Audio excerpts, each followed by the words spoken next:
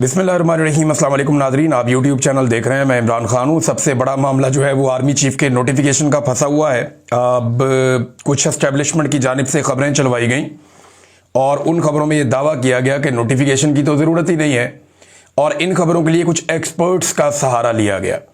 देखिए, जिस दिन 27वीं आईनी तरमीम हुई थी उसी दिन हमें इस बात का अंदाज़ा हो गया था कि अब ये एक नई मुद्दत मुलाजमत देंगे आर्मी चीफ को, और जब 5 साल के लिए नई मुद्दत मुलाजमत देंगे तो फिर इन्हें एक नया नोटिफिकेशन भी करना पड़ेगा। और इसकी गवाही राणा सनाउल्लाह साहब ने दी थी। लेकिन पहले देख लें कि अभी जो तज्जियाकार हैं उनके ज़रिए से किस किस्म के मौक़िफ़ दिलवाए जा रहे हैं जनाब के 26वीं आईनी तरमीम और फिर जो 27वीं आईनी तरमीम बाद में हुई, इसके मुताबिक ये दावा किया जा रहा है कि जनाब ज़रूरी नहीं है और आर्मी चीफ नोटिफिकेशन की ज़रूरत नहीं। 27वीं तरमीम के तहत चीफ ऑफ डिफेंस फोर्सेस और आर्मी चीफ के ओहदे 2030 तक साथ चलेंगे। यानी टेक्निकल रीजंस निकाल के ये साबित किया जा रहा है कि किसी नोटिफिकेशन की ज़रूरत नहीं है। और आसिम मुनीर साहब इस वक्त पाकिस्तान के आर्मी चीफ, फील्ड मार्शल, सारा कुछ वही है, चीफ ऑफ डिफेंस फोर्सेस वो भी वही है। तो अब ये एक बयानिया जारी किया गया। इसका रीज़न आप समझ सकते हैं कि ये बयानिया क्यों जारी किया गया। इसलिए कि नोटिफिकेशन अभी तक हाथ में नहीं आया, लेकिन 2 वफाकी वज़रा इसे कंफर्म कर चुके हैं। एक कंफर्म कर चुके हैं ख्वाजा आसिफ, जिन्होंने ये ट्वीट करते हुए कहा कि नोटिफिकेशन आ जाएगा, शहबाज शरीफ साहब पाकिस्तान आएंगे, अमल शुरू हो गया है, नोटिफिकेशन आ जाएगा, क्यास आराइयों से गुरेज किया जाए। लेकिन ख्वाजा साहब ने यह कंफर्म नहीं किया कि नोटिफिकेशन किसके लिए किया जाएगा या वो कौन शख्स होगा जिसको नोटिफाई किया जाएगा। लेकिन ख्वाजा साहब ने ये कंफर्म कर दिया कि नोटिफिकेशन की ज़रूरत है। तो ये जो लोग कह रहे थे कि नोटिफिकेशन नहीं चाहिए, उसका जवाब तो ये है। फिर राणा सनाउल्लाह साहब का एक स्टेटमेंट है और ये हमें यहां पे याद रखना चाहिए। राणा सनाउल्लाह साहब ने 13 नवंबर को, जब ये 27वीं आईनी तरमीम हुई, तो उन्होंने नदीम मलिक साहब के प्रोग्राम में कहा था कि चीफ ऑफ डिफेंस फोर्सेस का ओहदा नया है और 5 साल के लिए है, इसलिए इसका नोटिफिकेशन फ्रेश और 1-2 दिन में हो जाएगा। लेकिन यह नोटिफिकेशन आज के दिन तक नहीं हुआ। ये तो राणा सनाउल्लाह साहब ने कहा था और किसी ने नहीं कहा। और राणा सनाउल्लाह साहब साबिक लॉ मिनिस्टर हैं और वो जितना कुछ जानते हैं, यानी इन मामलात में वज़ीर दाखिला भी रहे हैं, वो पंजाब में लॉ मिनिस्टर भी रहे हैं वो, और वो कानून के तालिब इल्म हैं, कानून को अच्छी तरह जानते भी हैं और लेजिस्लेचर भी हैं और किचन कैबिनेट का हिस्सा है शरीफ खानदान की। तो राणा साहब ने तो ये कहा था 13 नवंबर को, और आज क्या तारीख है? आज 1 दिसंबर हो चुका है। 28 नवंबर की रात 12 बजे आर्मी चीफ की मुद्दत मुलाजमत खत्म हो गई थी। अगर तो नया नोटिफिकेशन चाहिए तो अब 3 दिन हो गए हैं, कोई आर्मी चीफ नहीं है। तीसरा दिन शुरू है, कोई आर्मी चीफ नहीं है, ना 29 को, ना 30 को और ना आज 1 को। अब ये नोटिफिकेशन रुका क्यों हुआ, यह है बड़ा सवाल। देखिए, पाकिस्तान का जो सबसे इंपॉर्टेंट इवेंट होता है ना, वो आर्मी चीफ की तैनाती, तकर्री या एक्सटेंशन होता है। बाकी सारे काम पाकिस्तान में सानवी नौयत के हैं। पाकिस्तान का जो सबसे अहम इवेंट होता है या सबसे अहम कोई नोटिफिकेशन होता है वो आर्मी चीफ की तकर्री होता है, जिसमें पाकिस्तान के स्याह और सफ़ेद का मालिक एक बावर्दी शख्स को बना दिया जाता है 3 साल के लिए, और अब ये काम शायद 5 साल के लिए होगा। ये सबसे इंपॉर्टेंट दिन होता है, बाकी सारे दिन फारग होते हैं। यानी इंडिया के साथ झड़प हो गई, जंग हो गई, छोटी बात है। 9 मई हो गया पाकिस्तान में, छोटी बात है। किसी वजीर आजम को, साबिक को जेल में डाल दिया, छोटी बात है। किसी साबिक वजीर आजम को फांसी दे दी, छोटी बात है। पाकिस्तान में जो बड़ी बात होती है, जो इंपॉर्टेंट दिन होता है, वो आर्मी चीफ की तकर्री का दिन होता है या आर्मी चीफ की एक्सटेंशन का दिन होता है। ये बहुत इंपॉर्टेंट होता है। इतने इंपॉर्टेंट दिन को शहबाज शरीफ अवॉइड करके बहरीन से बरतानिया क्यों चले गए और वहां जाकर अपने क्याम को बढ़ा क्यों दिया? कुछ लोग दावा कर रहे हैं कि शायद ख्वाजा आसिफ भी पाकिस्तान में नहीं है, वज़ीर दिफा। लेकिन शहबाज शरीफ साहब बैरून मुल्क क्यों चले गए? बहरीन से बरतानिया जाने का क्या तुक बनता है? अगर आप नक्शा देखें ना, तो पाकिस्तान से बहरीन आता है और उसके बाद तकरीबन 7 घंटे बाद, एक लंबी फ्लाइट के बाद 7-8 घंटे की, फिर बरतानिया आता है। यानी रास्ते में तो है नहीं। हाँ, यह समझ आती है कि शहबाज शरीफ अमेरिका गए और वापसी में बरतानिया रुक गए, ये तो बात समझ आती है। लेकिन शहबाज शरीफ बहरीन गए थे, जहां से पाकिस्तान चंद घंटे की मुसाफत पे, 2-2.5 घंटे। लेकिन शहबाज शरीफ साहब बहरीन से बरतानिया चले गए और यह भी नहीं बताया कि वो बीमार है। फिर एक ट्वीट भी कर रहे हैं अपनी भतीजी की तारीफ में और भतीजी आगे से जवाब भी दे रही है, मरियम नवाज। तो इससे वो ये भी बता रहे हैं कि वो एक्टिव हैं, चीज़ों को देख रहे हैं, सोए हुए नहीं हैं। और कोई कमर दर्द, टांग दर्द, सर दर्द, पेट दर्द, कोई ऐसा बहाना भी नहीं है।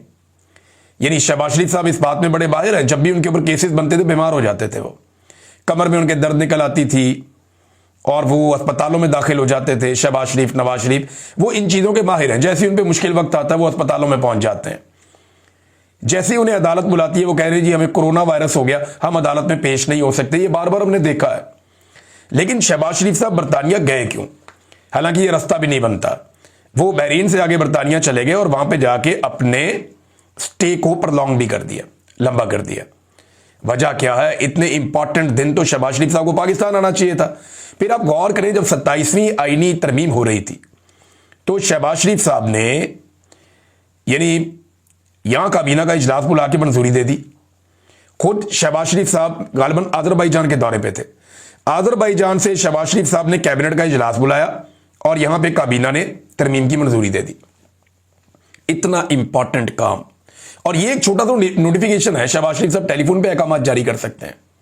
ये तो शहबाज शरीफ साहब फौरी तौर पे कर सकते हैं, एक फैक्स आ सकती है, मसला ही कोई नहीं है शहबाज शरीफ के लिए। लेकिन ये इतना इंपॉर्टेंट काम रुका हुआ क्यों है? आपको ना डॉट कनेक्ट करने पड़ेंगे। यानी मैं आपको सच बताऊं तो पाकिस्तान के किसी सहाफी के पास कोई सॉलिड न्यूज नहीं है। सारे लोग टामक टोइयां कर रहे हैं, कोई ये कहानी सुनाता है, कोई ये कहानी सुनाता है। एक बंदरबांट तो ओहदों की लगी हुई है ना इस वक्त मिलिट्री एस्टेब्लिशमेंट के अंदर या फौजी क़यादत के अंदर, एक रस्साकशी ओहदों की चल रही है। क्योंकि कुछ ओहदे जो हैं वो खाली हैं। चीफ ऑफ डिफेंस स्टाफ का ओहदा है, स्ट्रेटेजिक कमांड का ओहदा है, ISI चीफ का ओहदा है, ये भी किसी ना किसी ने लेना ही है। फिर वाइस चीफ का ओहदा है, ये भी किसी ना किसी ने लेना ही है। तो ओहदों के लिए खींचातानी तो चल रही है। ये पहले आपको नजर नहीं आती थी, लेकिन जनरल बाजवा के दौर से ऐसी बरकत पड़ी है कि ये सारी चीजें अब आपको नजर भी आती हैं और बाहर भी आती हैं। और ये सारा कुछ कभी ख्वाजा आसिफ ने बताया, कभी जो है वो इरफान सिद्दीकी साहब मरहूम उन्होंने बताया, कभी जनाब किसी और सियासतदान ने बताया, कभी यानी हर कोई बताता रहा अपने अपने तौर पे कि जनाब ये किस तरह से बंदरबांट कर रहे थे और कैसे खींचातानी ओहदों के लिए हो रही थी। ये सिलसिला जनरल बाजवा ने शुरू किया। आसिफ मुनीर साहब के दौर में भी अभी ये तसलसल चल रहा है कि ओहदों के लिए फौज के अंदर बहुत ज्यादा तकोदो होती है, बड़ी खींचातानी होती है। ऐसा नहीं है कि ये बिल्कुल एक डिसिप्लिन के साथ चलते हैं। ये अब वो वाला पोल खुल चुका है। अब मामला आ जाए जनाब वापस, डॉट आपको कनेक्ट करने पड़ेंगे। किसी के पास कोई खबर नहीं है कि एक्चुअली हुआ क्या है। हमारे पास सबके पास क्लूज हैं और उसकी बुनियाद के ऊपर हम अपनी राय कायम कर रहे हैं। अब अलग अलग सोर्सेज से अलग अलग चीजें आई, मैं आपके सामने रख देता हूं। नंबर एक, 3 किस्म की बातें हो रही। नंबर एक, नवाज शरीफ साहब के कुछ मुतालबात हैं और वो वाले मुतालबात जो उनके साथी बताते हैं, जैसे कि अफसार आलम कि नवाज शरीफ साहब कहते हैं जी ये तो सबको टांगो, ये ज्यादती है, ये चीजें क्यों नहीं हो रही। एस्टेब्लिशमेंट कहते हैं तुम करप्ट हो, नवाज शरीफ कहता है तुम करप्ट हो, सियासतदान करप्ट है, वो कहते हैं एस्टेब्लिशमेंट करप्ट है। एक दूसरे पे इल्जामात लगा रहे हैं और एक दूसरे पे इल्जामात लगा के एक खराबी पैदा हो रही है, जिसकी वजह से ये नोटिफिकेशन डिले में जा रहा है। कॉमन सेंस इसको नहीं मानती। देखिए, जब फौज लेकर आई थी ना नवाज शरीफ को और जरदारी को, तो उन्हें तब पता था कि इन्होंने पानामा भी किया हुआ, कारनामा भी किया हुआ। उन्हें पता था कि जाली अकाउंट्स वाले केसेस क्या हैं। फौज को अच्छी तरह पता था कि ये जो सियासी क़यादत है ये करप्ट है। एक एक केस को उन्होंने पढ़ा हुआ था, एक एक फाइल का उन्हें ब्रीफिंग दी गई हुई थी। और जितना उनका दिमाग होता है उतना ही पढ़ता उन्होंने। लेकिन जो पढ़े लिखे लोग हैं उन्होंने इनको बताया था कि जनाब ये इंतहाई दर्जे के करप्ट हैं, इन्होंने बेईमानी की हुई है, इन्होंने कौम का अरबों रुपया डकारा हुआ है और इनके पास कोई जवाब नहीं है। तो फौज जब इनको लेकर आ रही थी तभी फौज को पता था ये करप्ट है। तो करप्शन के ऊपर तो कोई लड़ाई है नहीं और ये नकम्मे भी हैं, ये भी फौज को पता था, तभी तो फौज इनको लेकर आई। दूसरा, करप्शन फौज का मसला नहीं है, ये सियासतदानों को भी पता था। तो इस पे तो ये लड़ नहीं सकते आपस में, बैड गवर्नेंस पे या करप्शन के ऊपर, इन चीजों पे ये आपस में नहीं लड़ सकते। लिहाजा ये वाला बयानिया जो है ना कि नवाज शरीफ और फौज के बीच में इख्तलाफात कोई सिविलियन सुपरमेसी के मामलात के हैं या कोई करप्शन या गवर्नेंस के मामलात के हैं, इसको तो आप काट दें, ये वाला बयानिया तो नहीं बनता। दूसरा ले लें, मियां साहब के वो मुतालबात जो दीगर सोर्सेज ने बताए और कई सोर्सेज से सामने आए, यानी इमरान खान से मुझे मुकम्मल छुटकारा लेकर दिया जाए। यानी मियां साहब ये समझते हैं कि एस्टेब्लिशमेंट ने इमरान खान को बनाया, हालांकि वो 22-24 साल के बाद तकोदो करके वो इस मुकाम पर पहुंचे।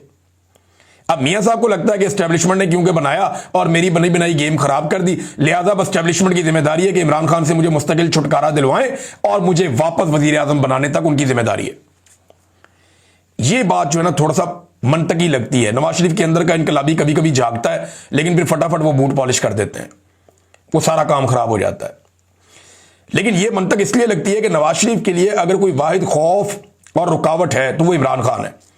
आज इमरान खान की रुकावट मियां साहब के सामने ना हो, या एक लम्हे के लिए फर्ज करें कि खुदा न खास्ता इमरान खान नवाज शरीफ के रास्ते की रुकावट नहीं है, तो नवाज शरीफ तो 1 मिनट में एंटी एस्टेब्लिशमेंट बन जाएगा। उसको तो डर ही इमरान खान का है कि अगर मैं अभी एंटी एस्टेब्लिशमेंट बनने की एक्टिंग करूंगा तो फौरी तौर पे एस्टेब्लिशमेंट जो है वो न्यूट्रल हो जाएगी। वो कहेगी ठीक है अपनी लड़ाई खुद ही लड़ो, फिर इमरान खान से हम सारे मिलकर भी नहीं लड़ सकते। तो ये वाली बात मंतकी लगती है कि नवाज शरीफ की ये वाली ख्वाहिश यानी कुछ हद तक। और तीसरी एक और चीज है, और वो है अमरीकी इजाजतनामा। मैं अमेरिका के बारे में आपको एक बात बताता हूं कि अमेरिकन उस तरह नहीं सोचते जैसे बाकी दुनिया सोचती है। अगर अमेरिकन भी वैसे ही सोचते जैसे बाकी दुनिया सोचती है तो वो सुपर पावर ना होते।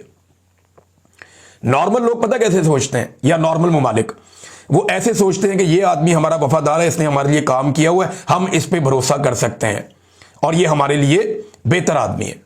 अमेरिका ऐसे नहीं सोचता। अमेरिका ये सोचता है कि इस आदमी ने कल हमारे लिए काम किया था, कल तक ये हमारा वफादार था, हमने इससे अपना काम निकलवा लिया है, क्या हमारे आने वाले मकासद ये बंदा पूरे कर सकता है? अगर तो कर सकता है तो ठीक है, इसको चला लेते हैं, और अगर ये बंदा नहीं कर सकता या इससे बेहतर कोई बंदा आ सकता है तो फिर अमेरिका नए बंदे की तरफ जाता है। अमेरिका ये देखता है कि मुस्तकबिल में कौन उनके काम आ सकता है, वो ये नहीं देखता कि पीछे माजी में कौन उनके काम आ रहा है या कौन काम आता रहा है। वो आगे बढ़ते हैं और अमेरिकन अपने मफादात को देखते हैं। अब देखें, बहुत बड़े बड़े वादे आसिम मुनीर साहब ने अमेरिका से किए हैं, शहबाज शरीफ ने भी अमेरिका से किए हैं, और डोनाल्ड ट्रंप उन वादों को बाज़-औक़ात खुलकर बाज़-औक़ात दबे लफ्जों में बता भी चुका है। और वो कहते हैं जी पहले दिन से ये लोग कहते हैं हम तो आपके साथ हैं इसराइल के मामले में, या जो गजा का मामला है इसके ऊपर, या दीगर मामलात में। इन्होंने सबसे पहले कहा जी डोनाल्ड ट्रंप को आप नोबेल पीस प्राइज भी दें अमन का। मादनियात उनको इन्होंने ऑफर कर दी, अफगानिस्तान उन्होंने इनको ऑफर कर दिया, हर चीज हर तरह की फैसिलिटी ये उनको ऑफर कर रहे हैं। लेकिन अमेरिका ने यह भी देखना है कि क्या कोई इतना ताकतवर जर्नैल जो मुल्क के स्याह और सफेद का मालिक भी हो जाए और उसे ताहयात इस्तिस्ना भी मिल जाए और वो ताकत की उस मिराज पे पहुंच जाएगी, उससे पहले कोई भी जर्नैल उतना ताकतवर ना हो, तो क्या अमरीकी मफादात को वो सूट करता है या अमेरिका को एक नया और कमजोर जर्नैल सूट करता है? ये बात भी आपने अपने जहन में रखनी है। अमेरिकन इस तरह कैलकुलेट करते हैं। और अब जनाब शहबाज शरीफ साहब बैठे हैं बरतानिया में, अपना उन्होंने स्टे जो है इसको प्रलॉन्ग कर दिया है, और देखना यह है कि अमेरिका से क्या हुक्म आता है और मियां साहब और आसिम मुनीर के बीच में क्या तय पाता है। देखिए, मैं एक बार फिर कहूंगा कि मियां नवाज शरीफ और शहबाज शरीफ के लिए आसिम मुनीर से बढ़िया चॉइस कोई और हो नहीं सकता। उसकी वजह यह है कि आसिम मुनीर साहब जिस लेवल तक चले गए हैं, इस लेवल तक कोई और जर्नैल शायद ना जा पाए, क्योंकि लोगों के घरों तक, खवातीन तक कोई जर्नैल नहीं गया। आसिम मुनीर साहब के दौर में खवातीन की बेहुरमती की गई, चादर और चार दीवारी का तकद्दुस पामाल किया गया, बेटियां, बहुएं, बहनें, इनके साथ जो है वो जबर किया गया। इससे पहले हमने कभी ऐसा देखा नहीं। सनम जावेद, फलक जावेद इसी बात की सजा काट रही हैं कि उन्होंने आसिम मुनीर साहब पे तनकीद की। औरतों के ऊपर इस तरह का अटैक हमने किसी और जर्नैल की जानिब से नहीं देखा। इक्का दुक्का वाकयात हमने देखे, लेकिन इतने बड़े पैमाने पे हमने ये नहीं देखा था जो ये आसिम मुनीर साहब के दौर में हुआ। तो इनसे ज्यादा कोई और सूट नहीं करेगा इन्हें जर्नैल। अब देखते हैं कि ये क्या फैसला करते हैं और कैसे फैसला करते हैं। लेकिन एक बात तो तय है, ये जो नोटिफिकेशन वाला मामला हुआ है ना, इससे आसिम मुनीर साहब की इज्जत में कमी आई है, ना सिर्फ पाकिस्तान के अंदर बल्कि पाकिस्तान के बाहर, ना सिर्फ पाकिस्तान के अंदर बल्कि इदारे के अंदर भी। यानी एक बेचैनी सी है और एक बेबसी सी है, और आसिम मुनीर के साथ वही हो गया जो वो सियासतदानों के साथ कर रहे थे। यानी जिन लोगों को लाकर बिठाया उन लोगों ने लटका दिया बीच रास्ते में, और अब आसिम मुनीर साहब का नोटिफिकेशन लटका हुआ है। पता नहीं होता है, नहीं होता है, क्या होता है, अजीबोगरीब सूरत बना दी उनके लिए। तो आसिम मुनीर साहब अब कमजोर होंगे। जब भी कोई जर्नैल एक्सटेंशन ले लेता है ना, तो वो ताकतवर नहीं रहता। ये तारीख इस बात की गवाह है। जब भी कोई जर्नैल एक्सटेंशन लेता है उसकी ताकत कम होना शुरू हो जाती है। तो आसिम मुनीर साहब की ताकत, अगर उनको दोबारा से नोटिफिकेशन मिल भी जाता है तो उनकी ताकत अब कम होगी, ज्यादा नहीं होगी। लोग उनके ऊपर ज्यादा खुलकर तनकीद करेंगे। जैसे इमरान खान साहब तनकीद कर रहे हैं, आप ऐसी जुबान आने वाले दिनों में मजीद सियासतदानों की सुनेंगे। पाकिस्तान के अंदर और बाहर लोग उन्हें ज्यादा तनकीद का निशाना बनाएंगे। एक और सवाल पैदा होता है यहां पे कि क्या पाकिस्तान तहरीक इंसाफ, ये जो एक खटाई पैदा हुई है PMLN और आसिम मुनीर में, मुबैना तौर पे लगा लें इसको, अगर पैदा हुई है तो क्या PTI इसका फायदा उठा सकती है? अगर कोई दूरी पैदा हुई तो इसका साफ जवाब यह कि PTI फायदा नहीं उठा सकती। उसकी वजह यह है कि आसिम मुनीर साहब ने जो कुछ कर दिया है पाकिस्तान तहरीक इंसाफ के साथ, इमरान खान साहब जब तक जेल के अंदर है ना, तब तक आसिम मुनीर साहब के साथ चलना PTI के लिए मुमकिन ही नहीं है। ये आप मेरे से लिख के ले लें। जब तक इमरान खान साहब जेल के अंदर बंद हैं, तब तक आसिम मुनीर साहब के लिए या PTI के लिए मुमकिन ही नहीं है कि ये साथ बैठ के कोई काम कर सकें। PTI के लोग जो हैं वो तबाह बर्बाद करके रख देंगे। ये जो इमरान खान साहब के फॉलोअर है ना, ये छोड़ेंगे नहीं इसके ऊपर, और ऐसी सूरत हाल बन जाएगी कि सारे कानों को हाथ लगाएंगे। ये मुझे नजर आ रहा है, ये मुमकिन नहीं, ये नहीं हो सकता। बहरहाल खबरें चलवाई गई कि नोटिफिकेशन की कोई जरूरत नहीं है, और अब कुछ खबरें और भी चलवाई जा रही हैं। ये जो खबरें और चलवाई जा रही है ना, ये बड़ी इंटरेस्टिंग है। खबर ये चलवाई जा रही है जनाब के वहां पे हो जाएगा गवर्नर राज खैबर पख्तूनख्वा में। शाहिद मेतला साहब ने इसके ऊपर बड़ी जबरदस्त जो है वो न्यूज दी है। मैं चाहता हूं वहां से आपको पढ़ के सुनाऊं, आपको बड़ा मजा आएगा, क्योंकि इस पे जो असल खबर है मैं आपको बाद में बताता हूं। कहते हैं जी कि बिलावल भुट्टो के करीबी दराए का कहना है कि खैबर पख्तूनख्वा में गवर्नर राज लगाने का मामला अभी तक फैसल करीम कुंडी या बिलावल के साथ डिस्कस नहीं किया गया। अगर जरदारी के साथ हुआ है तो जरदारी ने अभी तक बताया नहीं। आगे वो बताते हैं कि 2010-11 में पीपल्स पार्टी ने पंजाब में गवर्नर राज लगाकर कुछ हासिल नहीं किया था। ये 10-11 नहीं था, 2009-10 था, क्योंकि 2009 में नून लीग ने लॉन्ग मार्च निकाला था। ये उस वक्त की बात है जब गवर्नर राज लगाया गया था, और फिर पीपल्स पार्टी को ये गवर्नर राज खत्म करना पड़ा था, अदलिया भी बहाल हो गई थी। तो उसके बाद वो कह रहे हैं जी कि अगर गवर्नर राज लग भी गया तो पार्लियामेंट के दोनों ऐवानों से मंजूर करवाने के बावजूद 60 दिन में सूबाई असेंबली के अंदर ले जाना पड़ेगा, और फिर दोबारा सूरत हाल जीरो पे आ जाएगी। तो गवर्नर राज के ऑप्शन को ये एंड में जाके कहते हैं कि मुश्किल है, और पीपल्स पार्टी गवर्नर राज के हक में नहीं है, ये शाहिद मेतला साहब कहते हैं। लेकिन मैं आपको यह बताता हूं कि खैबर पख्तूनख्वा में पाकिस्तान तहरीक इंसाफ की हुकूमत जो है वो इस वक्त एक लाइफ लाइन है पाकिस्तान की एस्टेब्लिशमेंट के लिए। ये जो लोग खैबर पख्तूनख्वा में रहते हैं या जाते आते हैं या लोगों को, आवाम को मिलते हैं, उनको इस बात का पता है।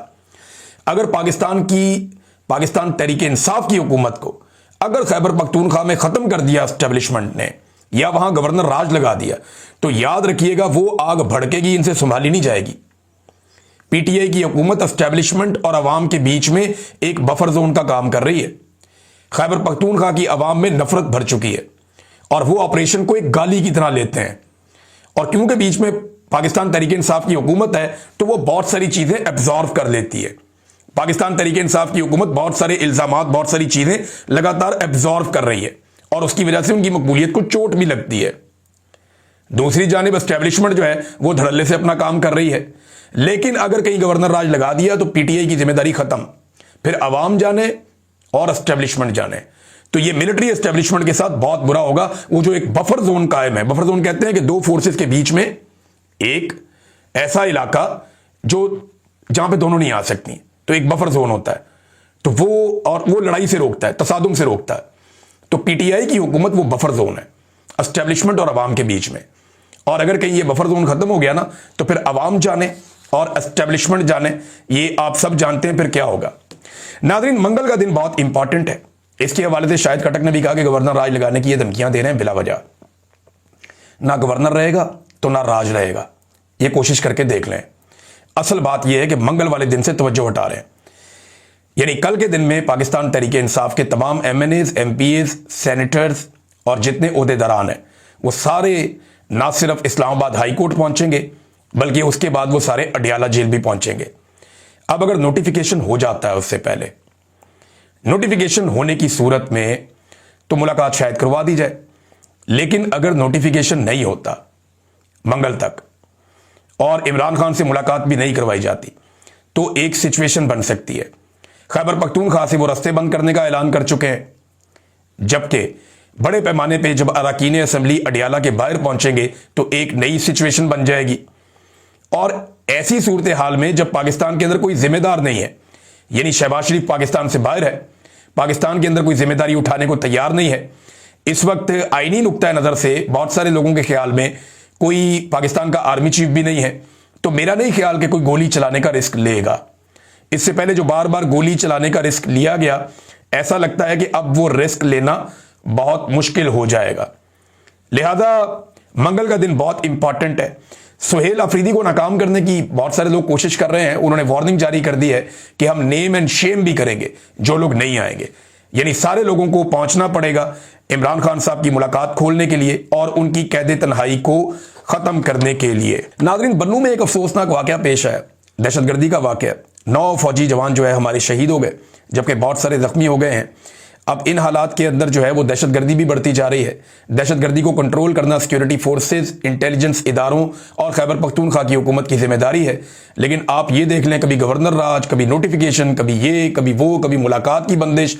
यानी पाकिस्तान को ऐसा लगता है कि एस्टेब्लिशमेंट ने जानबूझकर सिर्फ अपने इक्तदार को तूल देने के लिए अदम इस्तेहकाम का शिकार किया हुआ है। एक बेचैनी पाकिस्तान के अंदर जो है वो फैलाई गई है और डेलिबरेटली ये सारा कुछ पाकिस्तान के साथ ऐसा लगता है कि किया जा रहा है। नाज़रीन, आखिर में मैं शुक्रिया अदा करना चाहता हूं। कल हमने प्रोग्राम किया, हमारे जो सहाफ़ी जिन्हें जबरी तौर पे पहले उठाया गया, उसके बाद उनके ऊपर मुकदमात दर्ज किए गए, हमारे सहाफ़ियों को गैर कानूनी तौर पे गिरफ्तार करके हिरासत में रखा गया, जिनमें सोराब बरकत साहब हैं, हमारे बड़े प्यारे आगा शेख सरवर साहब हैं, राय गुलाम अली साहब हैं।